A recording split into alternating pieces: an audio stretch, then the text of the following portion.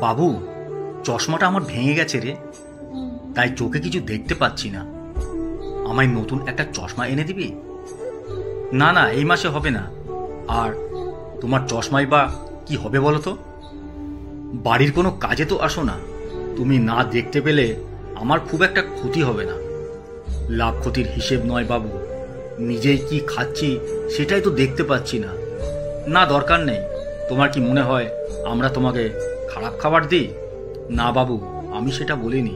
আসলে সারাদিন তো একা বসে থাকি, তোমাদের তো আর সময় হয় না আমার সঙ্গে কথা বলার জন্য, তাই টুকটাক বই পড়ি, সেটাও আর পারছি না। খুব কষ্ট হচ্ছে। কানের কাছে ঘ্যান ঘ্যান করো না তো, যাও এখান থেকে। পরিতোষবাবু ছেলের মুখে এমন কথা শুনে ওখান থেকে চলে যান। পরের দিন দুপুরে বৌমা বেজে যাওয়া বাসি ভাত আর এক টুকরো মাছ দিয়েছেন পরিতোষবাবুকে খেতে। পরিতোষবাবু একগাল ভাত মুখে দিয়ে বৌমাকে ডাক দিলেন, বৌমা, আজকে দুপুরে ভাত হয়নি? হ্যাঁ, আপনি তাহলে কি খাচ্ছেন? না মানে ভাতটা খেয়ে মনে হচ্ছে ভাতটা বাসি ভাত।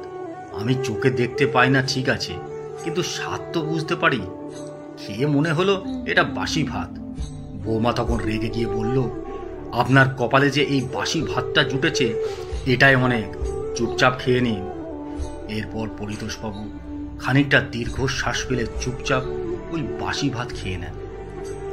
তারপর পরিতোষবাবু আবার ওনার ছেলের কাছে গিয়ে বলেন, বাবা, আমার প্রেসারে ওষুধটা শেষ হয়ে গেছে, আমি ঠিক করে দাঁড়াতে পারছি না, বোধহয় প্রেসারটা বেড়েছে। আমার প্রেসারের ওষুধটা এনে দিবি? এত বয়স হয়ে গেছে তাও তোমার চাহিদার শেষ নেই। আজকে চশমা, কালকে প্রেসার ওষুধ, আজ এটা কাল সেটা। কেন বলো তো? এমনিতেই আমি টাকার সমস্যায় ভুগছি, তার উপরে রোজ রোজ তোমার এই ধরনের কথা আমার ভালো লাগে না।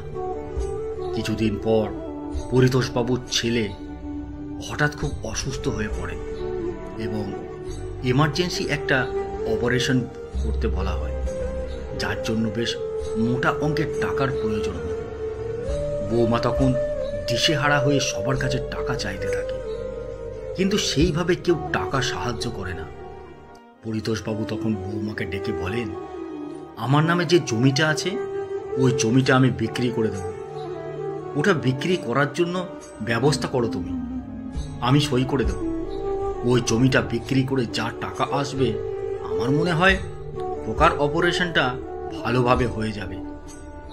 দিয়ে বলেন, যার বাবা বেঁচে আছে তার ছেলে কখনো টাকার জন্য বিনা চিকিৎসায় মরতে পারে না। তারপর অপারেশনটা খুব ভালোভাবে হয়ে যায় এবং পরিতোষবাবুর ছেলে সুস্থ হয়ে বাড়িতে আসেন। বাড়িতে আসতেই প্রথমেই সে তার বাবার কাছে ক্ষমা চায় পায়ে ধরে আর বলেন, আমি খুব ভুল করেছি বাবা, আমাকে ক্ষমা করে দাও। তুমি না থাকলে হয়তো আমি আজ এই পৃথিবীতে আর বেঁচে থাকতে পারতাম না, অথচ আমি তোমার সাথে কত খারাপ ব্যবহারই না করেছি, আমাকে ক্ষমা করে দাও বাবা। পরিতোষবাবু তখন বলেন, বাবু, আমার কাছে ক্ষমা চাইতে হবে না, তুমি তাড়াতাড়ি সুস্থ হয়ে ওঠো, আমি তোমাকে অনেকদিন আগেই ক্ষমা করে দিয়েছি। বাবা মা সন্তানকে জীবনের শেষ দিন পর্যন্ত আগলে রাখে, কিন্তু সন্তান